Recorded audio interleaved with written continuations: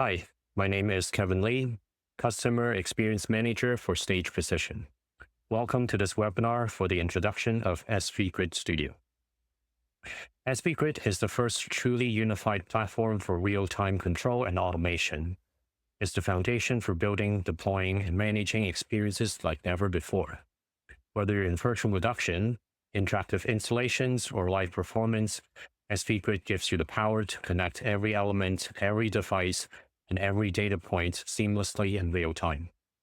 So in this roughly 1 hour session, we're going to go through what you can do with Grid Studio, and with some actual examples, I'm going to show you how you can get started. So without further ado, let's jump right in. Here is an example project loaded into Grid Studio. Grid Studio is a unified platform for intelligent control. It is the central data aggregation for your entire AVLM stack. Grid Studio integrates with different devices and sensors, monitor the data that is coming in, apply logic onto those signals before sending that back out, or use Grid Studio to convert that into another protocol. You can see we have a 3D visualizer that allows you to create a digital twin of your venue. This is helpful to understand the space that you're working with. But it is also a way to calibrate different sensors, for example, 3D LiDARs or 2D LiDARs, or tracking information, and also visualize that tracking information that is coming in. You can use Grid Studio to build customized user interface like this. That can be either a dashboard or a final user interface that the end user is interacting with. These can be viewable from multiple different devices, including a browser. If I bring over the browser, you can see I can actually interact with this user interface, load into the different pages, and these sliders are actually interacting directly with the Grid Studio engine directly. So these are in real time being reflected back into the engine, or information from the engine can directly be replicated through the web browser here. Or from the backend perspective, you can use it to actually monitor the health of your system, what's online, what's offline, and react accordingly. So this is a quick summary of what Grid Studio can do. Now, let's go deeper and start using Grid Studio to do something practical. So the first time when you open up Grid Studio, you are greeted with this landing page. On this landing page over here on the right-hand side, you have a templates and tutorials sections. There are a variety of different template projects that we have built already. So you can access these. They are deep dives into very specific topics. So there are ones that talks about the timeline. There are one that talks about the maps in and out system, how to do a PDZ following, how to do light tracking, for example. All of these things are, you can, if there's a topic that you're interested in, you can right click on that and then actually download that file onto your system. And then you can open that project file up. Often in these template projects, we have added notes into it just so that we can explain to you how we've built that project, make it easier for you to then jump into it and poke around and look at the different places that what we've built for you with those template projects. And then on the bottom, we have some tutorial links. So these are just external links. In this example here, this is a YouTube tutorial just explaining how to create a widget from scratch. So these template projects and tutorials, as we are adding more of these things and building more of these assets for you, you can actually get the latest updates without having to download a newer version of Grid Studio in order to have access. These are live and they just have access. They're just pulling it from our server.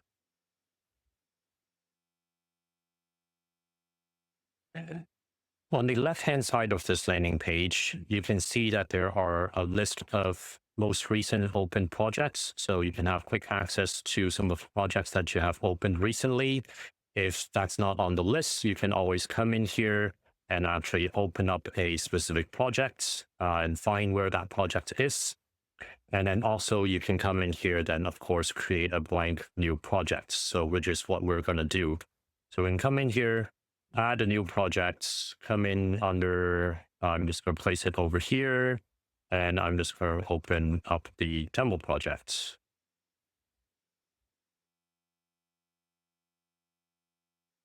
Cool. So this is what the overall layout would look like by default. When you mouse over some of these window sections, the bars, you can see that there is a white bar that shows up that tells you that you are now hovering the handle. Then you can then actually drag these windows around to resize some of these windows. It's a great way to just lay out how you want. These windows, you are free to move them around. Another way to just overall resize the user interface is under the file preference, under interface, there is the option for global UI scale. By default, it should be at 100. This because I have a rather small or high DPI screen, so I've just scaled it up a little bit just to make it easier for everyone to see. So you are free to scale this up and down. It can be useful, especially when you are using a different DPI screen, and you can just adjust that without having to change your screen resolution. So we can then look at some of these different windows. We can move these windows around by clicking and dragging from the tab at the top. As you're moving these windows around, you get shown by these light gray boxes that are an indicator as to where it will be placed. So if we drop it over here where it says on the left-hand side, it will drop that window over there on the left. Or if you place it directly in the middle, you see a big gray box in the middle. That means it will place it exactly in the same window, just creating a different tab, just like that. So you can move these windows around. Depending on what you're doing with your project, sometimes you would want to have a different view. So maybe I want to have front and center, for example, the viewport. And we've created these different layouts for you. So under view layouts, there is one, for example, the viewport. So you got this right in the middle. There is another one, which is the board. So you're working mostly on the board. This is front and the center. You can move these around, just like I said before. And then when you have designed a layout that you like, you can then just save that as a preset, and then later on come back and load that preset when you, for example, load a brand new project and you created this layout before, you can then just load that preset for the layout again. So let's load back the default, and now take a look at in depth as to what all of those windows and what they do. On the left-hand side, we have the project tree. The project tree is the location where you are going to be adding all of your objects, whether they are sensors, cameras, meshes, just a cube, or I/O connections, connections to other media servers, devices, sensors, or they could just be variables that you just want to store on your project to have quick access to. They all go under the project tree. As opposed to if someone is coming from SP version 1, previously they were separated into objects, connections, and pool. Now we've just consolidated all together, just make it easier. You don't have to remember what is where. You just create all from the same project tree. So it's much quicker, and also you have better way to sort of organize. Maybe you don't have to, for example, previously you might have to duplicate the sort of same folder structure in the connections and the pool and the objects. Now they can just be the same project folder, and you can mix all of those things into the same folder and organize it the same project tree. Over in the middle, as we've mentioned earlier, we've got the viewports on the bottom here. This is the 3D visualization area. By using the mouse, you can left click and drag to sort of rotate around a pivot point. You can middle click on the mouse button and pan around to sort of pan around. The right mouse click, drag that up and down to zoom in and out, and that is the same as using the mouse scroll wheel to scroll up and down. If this is not what you want to how to navigate, we now have a new way of navigating, which is more similar to a first-person shooter game. So this, by switching over to this tool, now you can use the keyboard WASD keys to move around. And of course, the W key is to move forward, S key is to move backwards, A is left, and D is right. And you can, of course, utilize the mouse by clicking and dragging to direct where that camera is orienting and aiming, and hence the direction that it is moving forward in. So that's another way of just moving around in the viewport. There are these other tools as well. So the next tool is just helps you to create these handles to make it easier to scale an object up and down on its X, Y, and Z axis. And the one next to it is the tool to help you rotate an object around its X, Y, and Z axis. At the top here, we've got the board. As we mentioned, this is, as we shown earlier, that's the place where you can create your dashboard, your user interface, or also nodes, and where you can actually create a node-based system to add some logic on top of that to manipulate some of the data. We also have a timeline. So you can use the timeline to start sequencing things, putting triggers and actions in the timeline. So then when you then play the timeline, when it gets to the playhead gets to that specific time, that action will get fired off. As you can see in there, we also have a big red recorder button. So you can also use the timeline to then record data as well. And this is for about recording, for example, tracking data, and then that will have be recorded on the timeline, and you can then play that data back later on as well. You can also use this timeline to then also synchronize to a time code and have the time code, if you're receiving time code and the tracking data, to be synchronized together through the timeline as well. Over on the right-hand side, we have the inspector. We've roughly shown that earlier when we were changing the GUI interface scale. But this is the inspector, and you select any object and it will highlight and show you all the properties and options available for that object. And in the log message window, this is where you get the log for anything around about your projects, any objects that's thrown, any log messages, or you can also write log messages yourself to help debug what is going on with your system, for example. There are other windows available as well. So if you click on Review, here are a list of all the different windows. We're not going to go through all of them, but just so that you know, if you by accident close one of them, you just come in here and let's say you can then create a viewer window, and this is how you create this new window.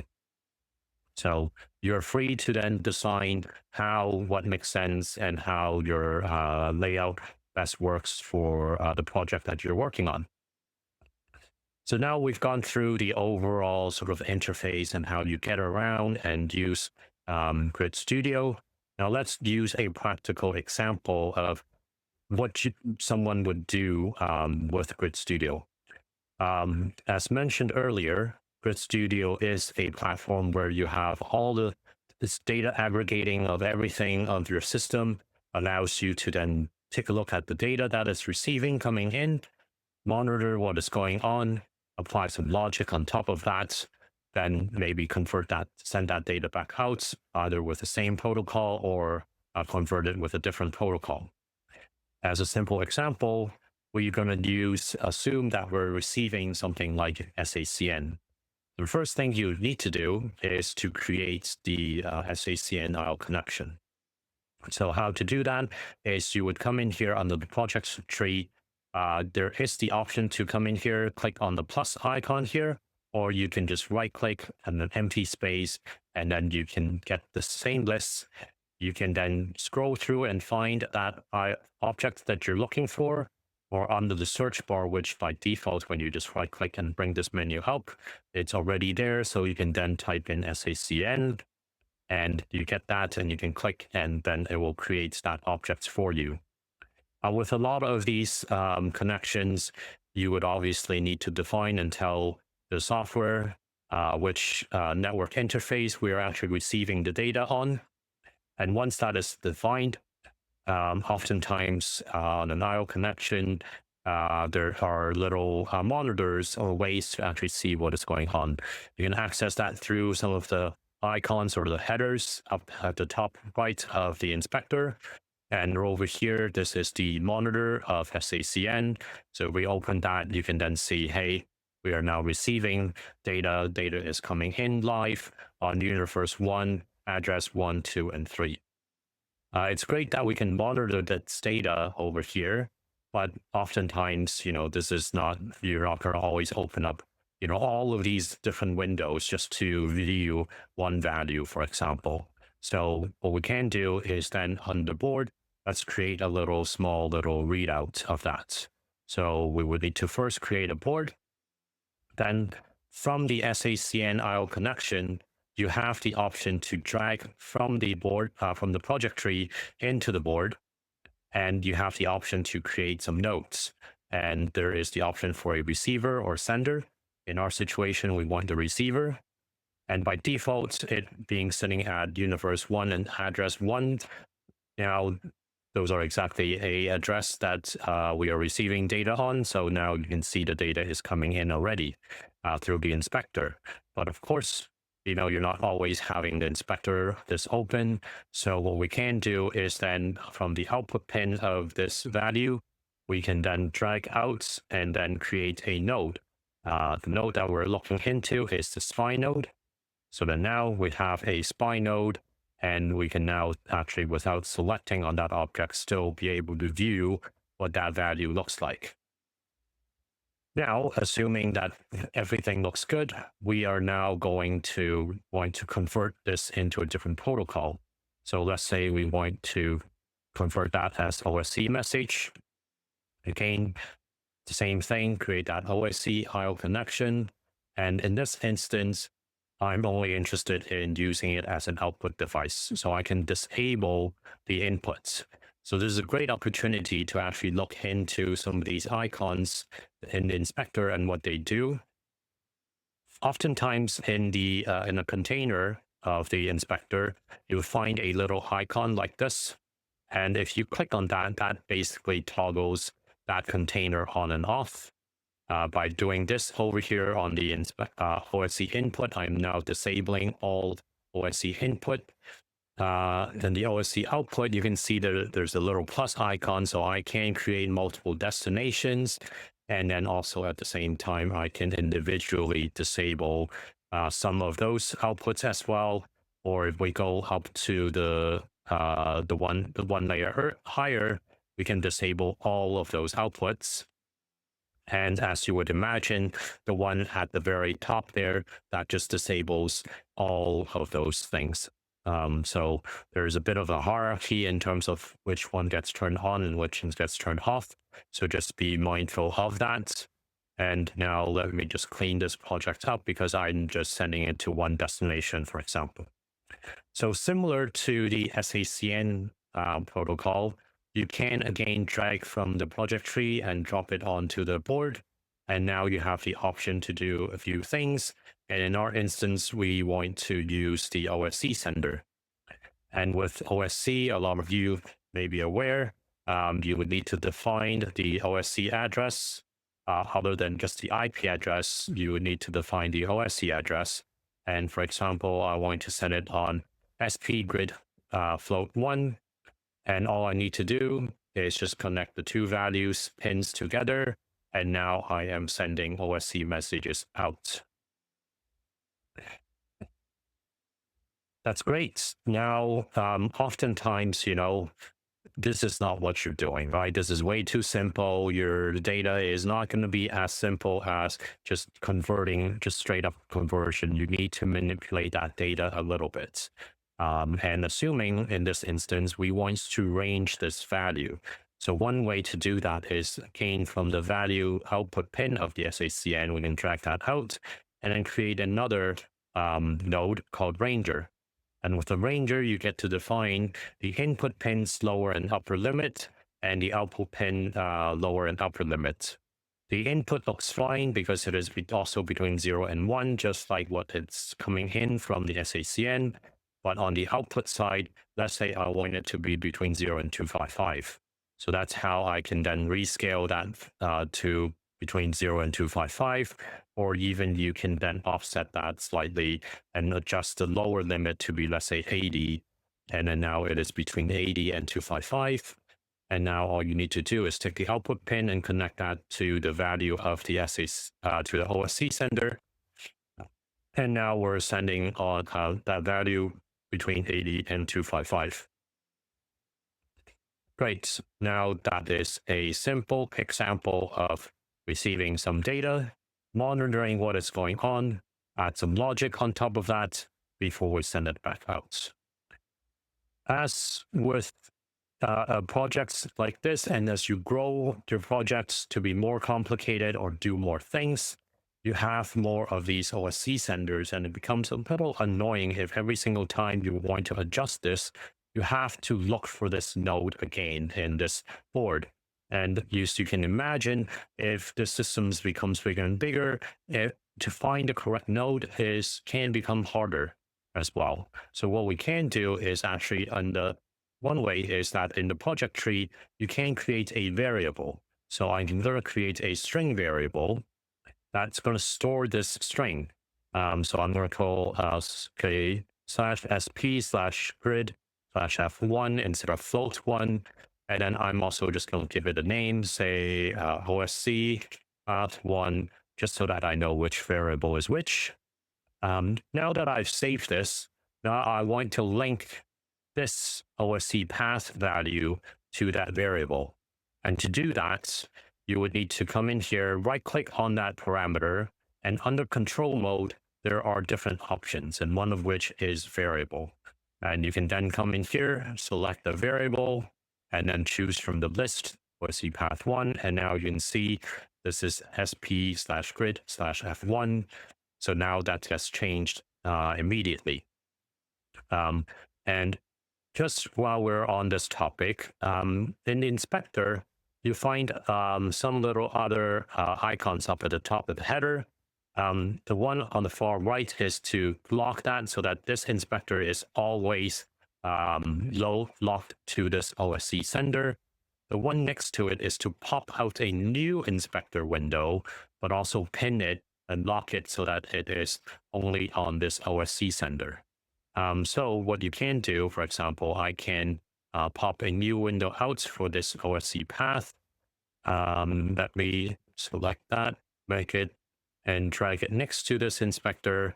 And then now for this inspector, I want to load the OSC, or actually this OSC sender. So now you can see side by side the string variable and the OSC sender path. And you can see by me changing it to F2, this gets updated immediately as well. So that's how you can create that link. As you can see, there are different control modes. Target is then to target a specific parameter rather than just one generic object. A variable, a expression is you can use that to write a small little expression. So you can then manipulate that slightly as well. So on top of just getting access to a variable, you can then add some logic on top of that. And to search and get access to any specific variable, you can see here there is the option to say copy expression address. So that's how you get access to the address for this. And then you can then come in the expression, paste that in and then add whatever logic on top you want there. And then, of course, by default, which was there, was manual. So that just means someone has to manually go in and enter the value for that parameter. So that's another way where you can have quick access of that path.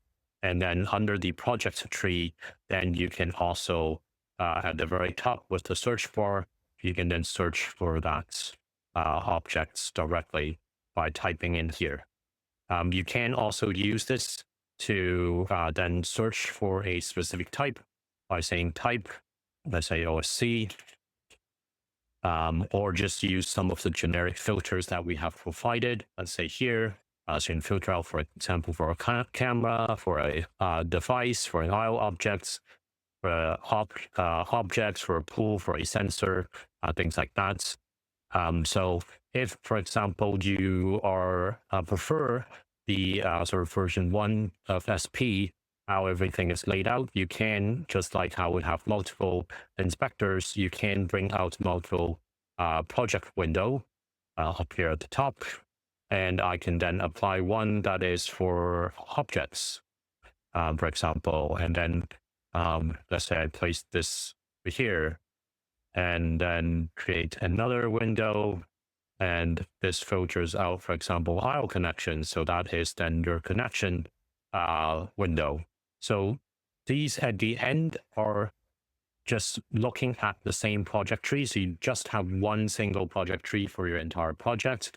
These are just different views or filters applied to that project tree. So just makes it easier and shortlists certain things that you are highlighting that you want to look into or manipulate to have quick access with. So that's how you can create different views of your projects, and then using the node system to then monitor that logic and then send it back out to a final destination. Cool. Let me just create a folder and organize things neatly. And here, a way to use the project tree is then you can then select all of this and place it under the project tree. And now you've got a much more organized screen, for example. So with the next example that we want to do or talk about is we want to assume doing something similar to what we just did with the SACN and OSC, but the data is slightly more complex now because the data is not just a single string or a variable like a float or an int. The data is, let's say, some tracking data. For example, we want to use an object, make use of other objects to visualize the data coming in, and also manipulate that data from an object perspective. So to do that, let's take a look at as an example. In this situation, I've got something on the same machine sending data over SPNet over to me. So I can create the SPNet IO connection, again, selecting the input network card where we're receiving that input data. Then what you can do is you can actually take a look at the data packets, whether we're even actually receiving anything for SPNet, for example.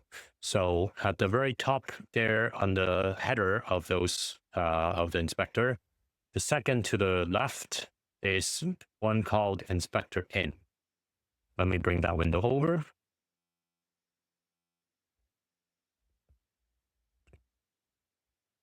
And so here we are. This is the inspector in, and this is a representation of a frame. As you can see up here on the top right corner, we're running at 30 FPS. So that means one frame is 33.333 milliseconds, as indicated here by the numbers on the bottom there. And then you can see by the white bar, these are the packets that are being received.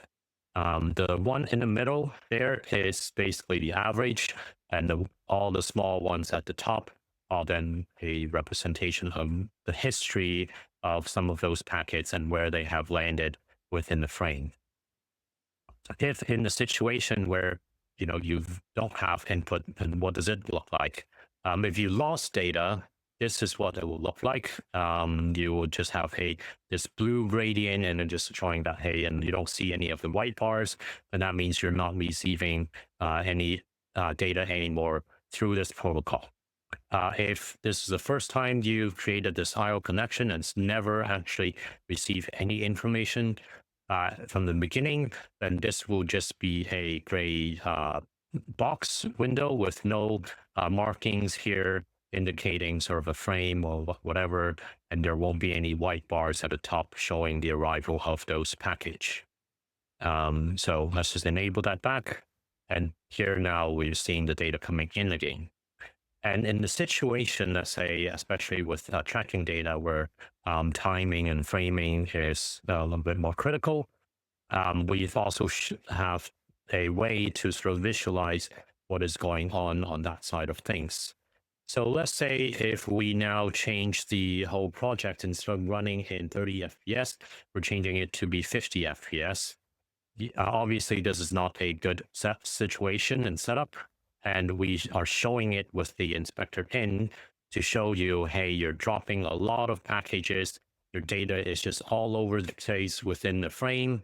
And oftentimes when you see something like this is a very good indication that your timing is just different. So the project frequency versus the frequency of the incoming data, there's a mismatch. So someone needs to go and actually adjust that accordingly. Hopefully that's available. So either you go and adjust on the sender side, or you have to change the frame rate of this project to run.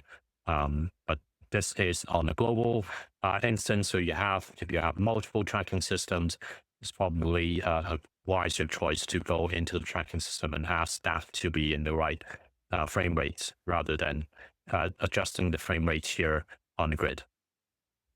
So let me just change that back and settle things down a little bit. So here we are. That's it. So we are now receiving data through SPNet. The next thing that we want to do is make use of an object to encapsulate that information and then also visualize that in the 3D space. And what we're going to do is use the tracker. And I'm going to use this opportunity to show you that you can drag from this menu where you're adding your objects and place it under a folder directly. So if I just let go, now you can see the tracker is now underneath that folder. And I can even put a SPNet IO connection under the tracker as well. So you can stack multiple layers. And that just helps you organize things a little bit. And just like the previous situation with the SACN, in this time, we are now going to go through the mapped input and output system to utilize this object to visualize where that data is and where it is in space. So under the maps input, you can see now we have the option for SPNet.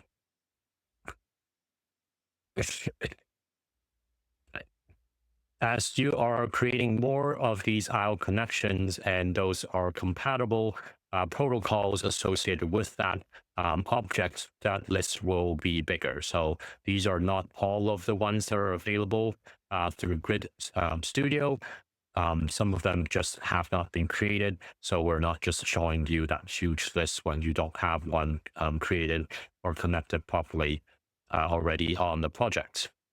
So now you can see we are receiving the data, and this tracker is now moving around nicely in a circular pattern. And as you can see, the data looks a little rough. So let's do something about that a little later. But similar to like before with the SACN and OSC, we are now going to convert that to another protocol. But let's say we want to use 3D as an example. So now we've created the 3D IO connection, and under the tracker, under maps output, now I have the option for 3D. And that's it. That's how you are able to then convert SPNet into 3D protocol, or you can mix and match from whatever protocol to whichever one you want, as long as they're compatible within the object itself. And just like before, now after monitoring it, we see some in this situation. With that, we can then apply some logic just to clean that data out a little bit. So for example, under filter, that's where we are going to be able to apply some logic there. So let's see what we want. We have a average or smoothing. Let's use smoothing.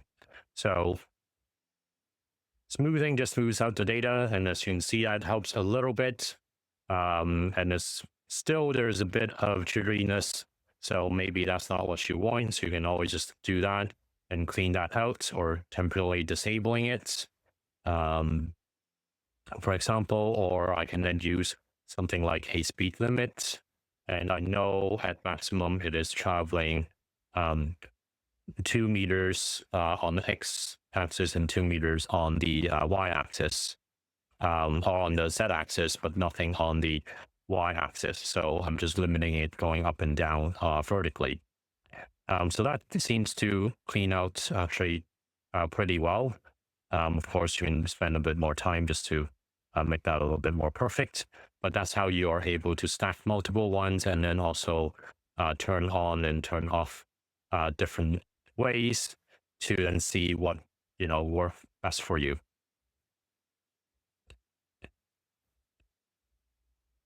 Okay, so now that we've gone through this situation where we're taking more complex data that has, let's say, rotational and positional values, we utilize a tracker object, and then using the maps in and maps out to get the data coming in, visualize that in our viewports before sending that back out. And of course, doing some filters before doing the outputs as 3D maps.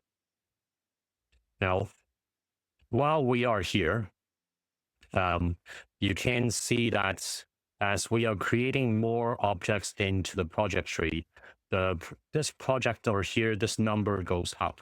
This is an indicator as to how many credits you need for your project. And here you can see we are using up 210 credits. Different objects will require different credits. Some are just free. For example, you can see a tracker does not require any credits, so that's why it is not on this list. There are other things. For example, there are tools that you need to enable or disable in order to use them. So these add-ons are underneath here at the bottom of this credit window. And if you don't have enough, you don't have any or enough credits to run your projects based on this number, then Grid Studio will have a digital watermark. So that means any IOs, inputs and outputs, every couple of minutes, we will block that for a few seconds.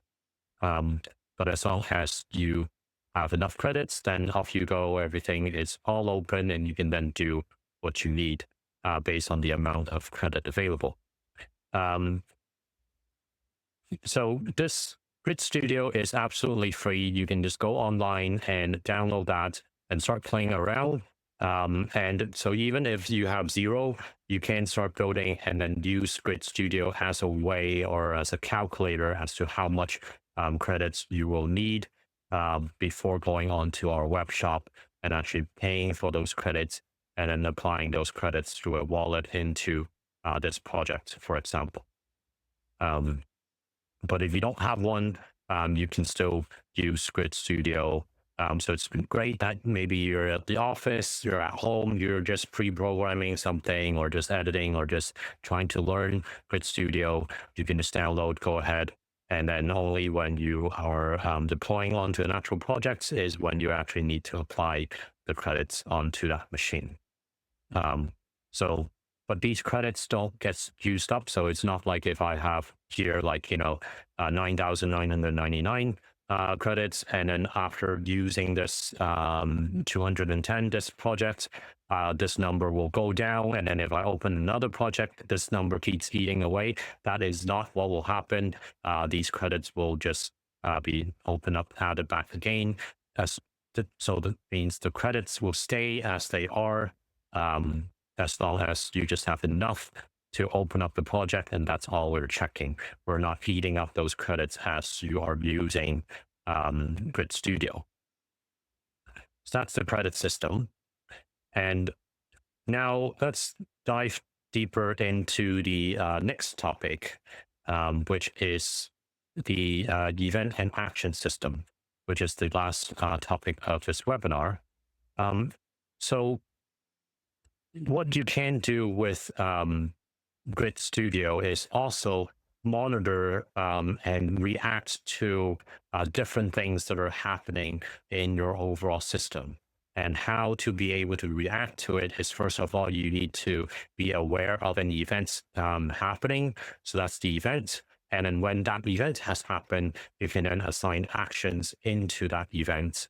So that's how you can make the association of when something has happened, I want to do the following. And events can come from a wide variety of different things. They can be things from a specific object. They can also be things coming from internally.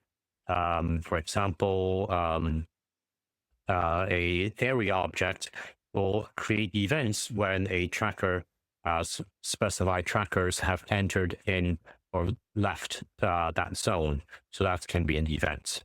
IO connections, maybe you're receiving messages, for example, like OSC IO connections, that can be an event when we are receiving a message from OSC. Another place that you can create or use events are widgets. So when you create those widgets and buttons and all of those things and sliders and knobs and whatever, those are widgets, and they can be events when someone is playing around and interacting with them and using them. So that's another way that we can make use of widgets or make use of the event and action system. So let's create a widget. To create a widget, you would need to come in here at the top under the widget, then choose that, and let's say I want a push button, select that, and now I have created a widget. That's all nice and neat. I can also create for example, a color widget. That's the one I want. This is the one I want. Okay, so that's the color widget. And you would see, some of you might be keen and see that, hey, there's a default style object that's just created when I add a widget. So a style object is just a sort of a color scheme or styling object that is the overall style guide. And this style guide can be applied then to the widgets. And the widgets can link to these style guides and then use those values in there to then style the widget itself. So for example, I can come in here and change the text color to red. And as you can see, both are linked by default to this default style guide. So those color is there. And then let's say my background color, I want it to be this dark purple. Let's say, that's the style that I want. So you can come in and start manipulating and changing that, for example. So let me just set those back. Alternatively, you can also just duplicate, make a copy of this and create your own. So which is what I have done. And let me just paste that in here, move this back out. So I've created one called pastel blue. And under these widgets, I just need to relink that style. So that's going through something called data source. So I can come in here and select that that style. Another way to access the data source is you can just double click onto a widget, and you have quick access to the data source associated with that widget, and you can then very quickly change that there. So you can have different styles and just apply the styles that you need and link them to the widgets that you would want to apply that to. Um, the data source, while we're on this topic, is just a way to enable a widget to a communication channel, basically, from the overall project with this widget. So you can either grab data from the rest of the system into this widget, or this widget can also feedback and send you, hey, someone has done this. This is now the new updated value.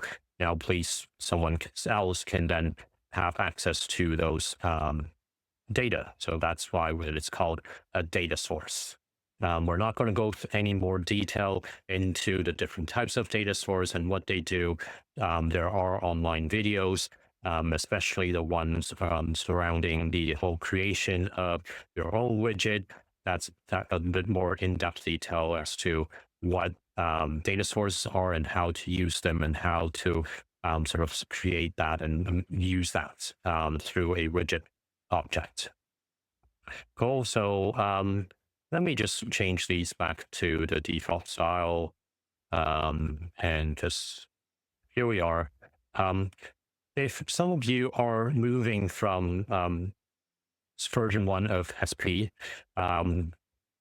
previous version, when you click on sort of right in the middle of these instance of these widgets or interface, you're directly interacting with it. And the feedback was, hey, it's a little annoying sometimes when I'm primarily still just working with my layout. So now you in Grid Studio, you are not interacting with it in this mode right now. So even if you click on the middle, nothing happens. You are just selecting it and moving it around. To interact with this with these widgets, you need to be in the play mode. And to be in the play mode, you would come in at the top over here under the play button and click on that. And now this is how you are able to switch to the play mode, and click on the X is to then exit out of that. Another way to enable that is using the keyboard shortcut key, which is the letter V. So hitting letter V will toggle this mode, as you can see. So once we're in the play mode, we can then interact with the buttons or interact with the color field and changing that color. Great. So now I'm able to interact with it, but we haven't programmed anything here just yet. So the thing that we would want to program or be interested in is the event of someone clicking on the button. Let's say I want to press the button and then I want my color field to change. So under the push button, under events, there is the option to then add an event. So to add an event, either click on this little plus icon or click on add events here. And there are a lot of them, but primarily, most likely, you're going to look into either the triggered press or the release press, basically. The release event or the triggered event. The triggered event is when someone is pressing down on the button, and the release event is when someone has let go of the button. Oftentimes, people react on the down event or instead of the up. So we're going to do that. And we do the triggered event. And then under the action, you can then do add an action. I want to, so let me, I want to start editing that color field project value there. A second.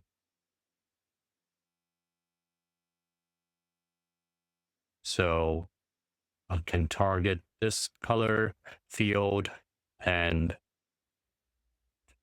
target that color. And then I can choose either set color or morph color. Set color just immediately sets that into that value, in the new value. Morph will basically take into consideration what the current value is, and then create a morph to this new target value. And you get to decide the duration. And then also, if you're interested to, you can also edit this curve, the morph curve. So on the bottom is the starting value where it is originally. And the at the top is where you are in terms of the destination, where you decide over here. So here I want to then change it to be red, let's say. So now I can click on this button and I'm expecting this blue value to then slowly morph over to red. And voila, we've done that. And this is how you are able to use the event and action system to create some triggers and some automations or some logic to do some things. You can create multiple actions. So you can then come in here, add another action, say I want to log this message for, let's say, the button press. And then also, I want to say, hey, I want to print this log message, wait for a few seconds before I actually start changing my color field. So then I can then do a wait. Let's say I wait for 2 seconds, and then I just want to move this action down so that I will do this, wait for 2 seconds, then run this action. To move this around, just you can see that there is a 3-bar little icon there. You can just click and drag and move that around. If you want to duplicate this action, all you want to do then is just click and drag and hold down the control key on the keyboard while before you let go of the mouse button.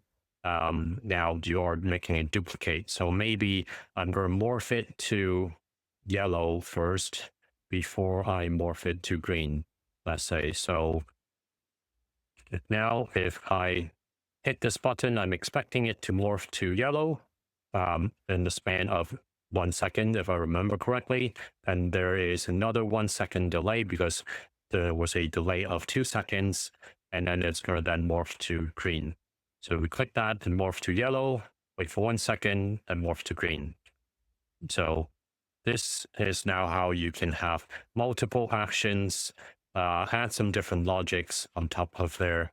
And so this is a little bit more flexible in terms of what you can do with the event and action system. And then also new to Grid Studio is the this option here. A lot of the parameters under the action system has this little icon. This icon is what we call a token.